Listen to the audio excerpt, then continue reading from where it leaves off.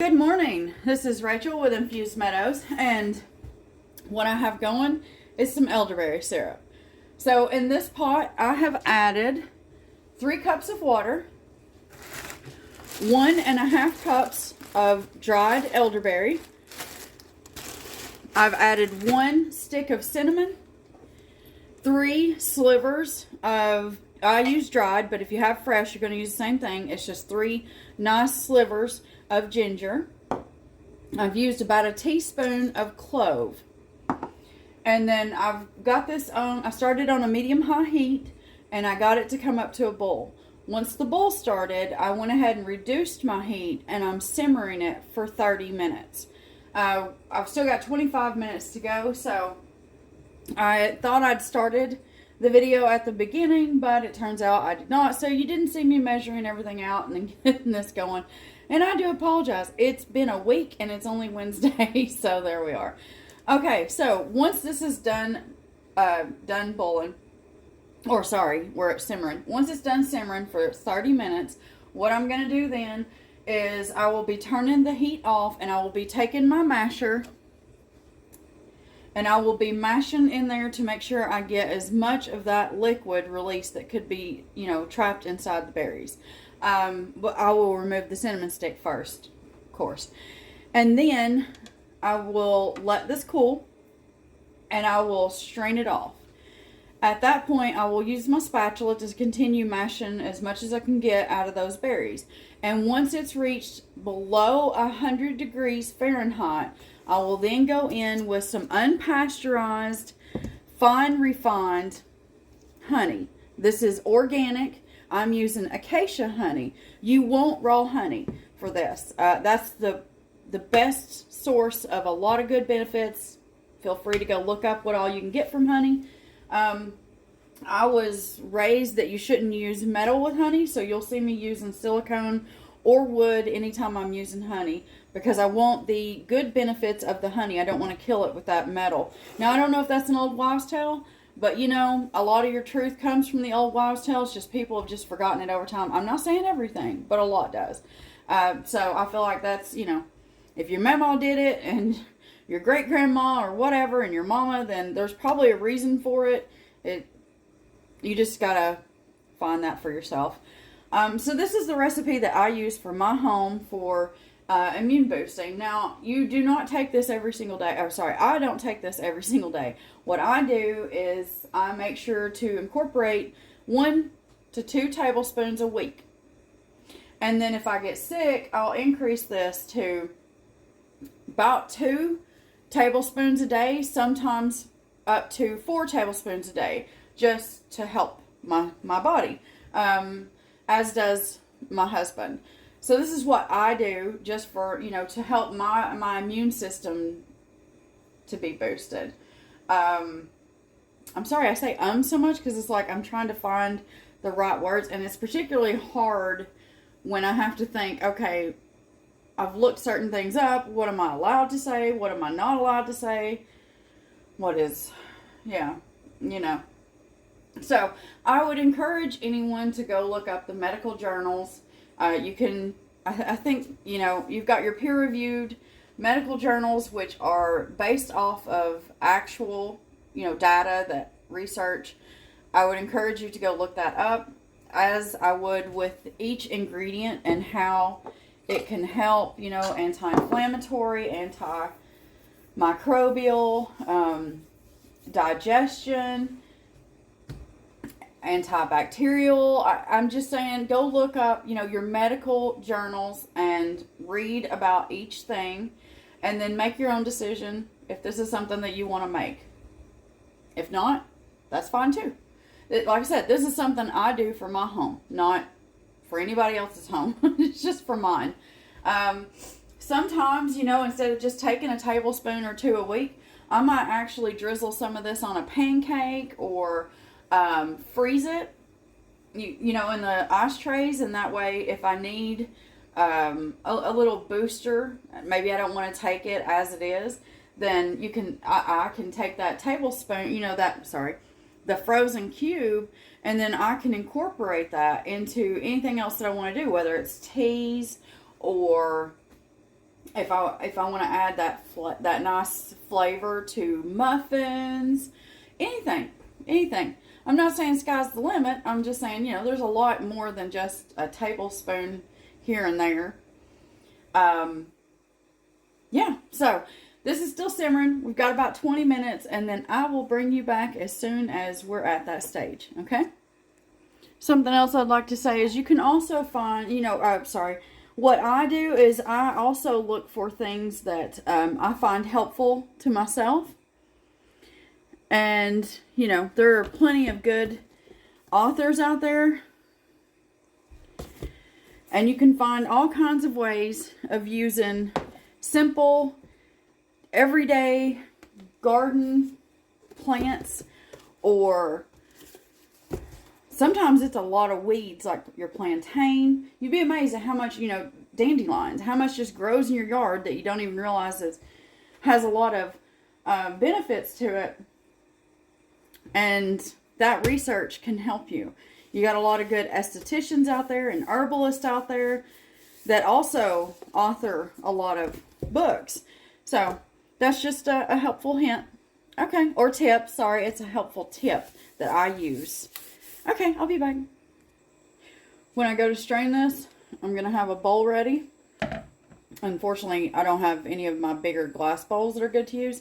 And then this thing that's slightly stained, but I use it for a lot of things because this prevents me from having to use a sieve with a coffee filter. So I like this. It catches absolutely everything. You can tell I've used it a lot. I've had this for a few years. Probably need to get me another one. That way I'll have two. Anyway, so you'll just want to make sure that you do have everything ready to go for when you get to that point. So we've still got about 8 minutes, and then we'll be back. While we're waiting, I just wanted to give you one more tip. This is a more concentrated version.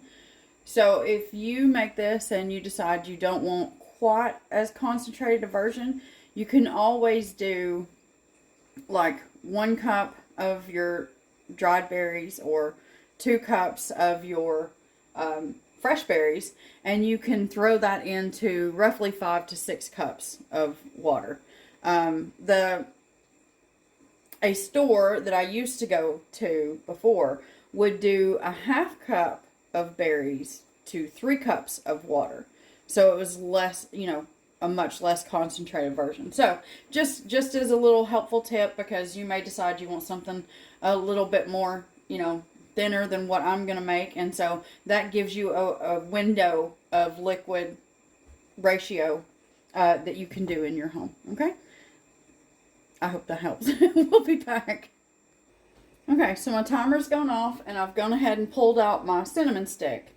Now all I want to do is just mash. And this is just to make sure that all the berries popped and released their liquid, rather than pouring it into that right there and then having some berries that, I'm sorry, not liquid, but all, you know, they just, you need to make sure that they're popped out. I don't know where my words are today. So think of your cranberries, you know, when we did the cranberries, you want them to pop so you can make sure that you get as much out of them as possible. So right now I'm just making sure that everything has popped. And then that way, when I get to the straining bit, all I have to do is just gently press to get all the liquid out. And then I've got myself a bowl of water here because I thought I might show how I try to avoid. Now, obviously, you see that this is slightly stained, but a way to avoid a lot of that staining, because this is a very, very purple liquid. And I really don't want that to be like completely purple. A little purple left over is fine. It just shows that I use what I have. And, you know, I'm not one of those that runs to the store to get something brand new every day because, oh, I used it and it's got a little color on it. And no, we're not doing that. That's expensive, and there's no point in that. Let's not lie about it. So, when your stuff gets used, it gets stained over time. It is what it is. Part of life. Alright, so I have these as mashed as I think I can get them. Obviously give that a few more little turns. And then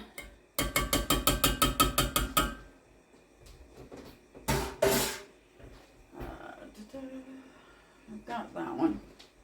So, let me slide you back. And I know I pour left, so I do apologize. But I just splattered everywhere. It's alright, I'll get that cleaned up in just a second. As soon as I'm done.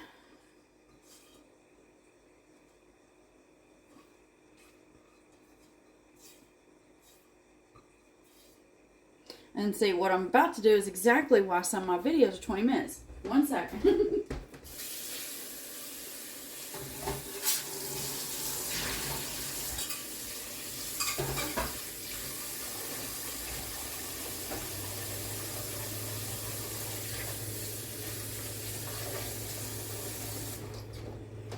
Okay, so I've just run some water in my pot. And then that will drive me insane. I went all the way back there. Okay, so all I'm going to do now is just gently mash and get all this liquid drained through. And I want these berries to be as dry as I can possibly get them.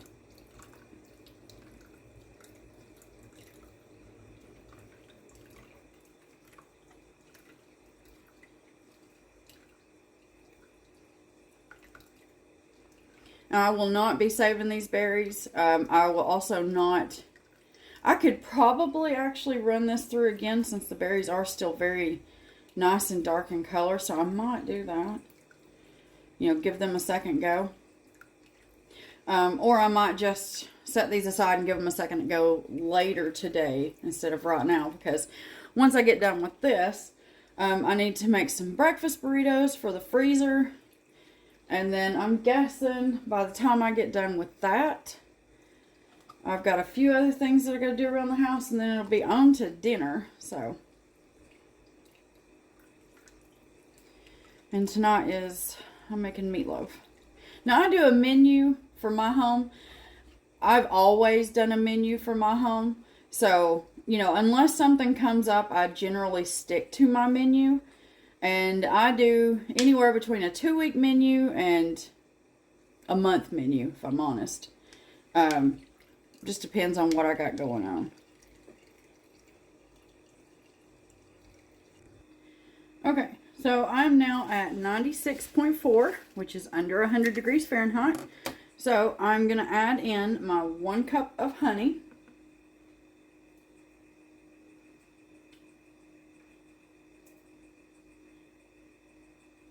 And as you can see in the background, I've gone ahead and gotten those other berries going again.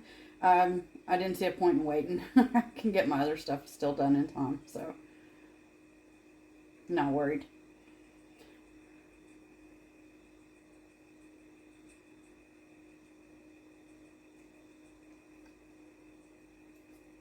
Sorry, I definitely don't like to waste honey.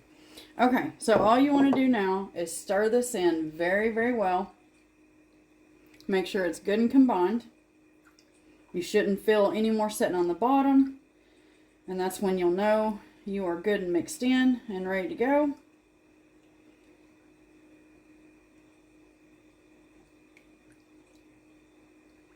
I know this is taking a minute. And I'll probably just do a short showing what I get from that.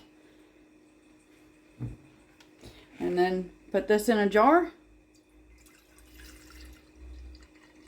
You can see that really deep purple. And I still had some honey. I'll mix it in the jar. I just know I'm pushing for time here. Sorry. And I just splattered. I'm telling you. It's a Wednesday that feels like a Monday. So, give that a stir. Now, like I said, you can definitely change the water to berry ratio. You can increase that a little bit if you want to. And yeah, I hope that this may help anybody that's looking for anything like this. And I'm going to do a short for that one because we're almost at 20 minutes. And if you're interested, like I said, I hope you give this a try and do your research. And as always, have yourself a very wonderful day.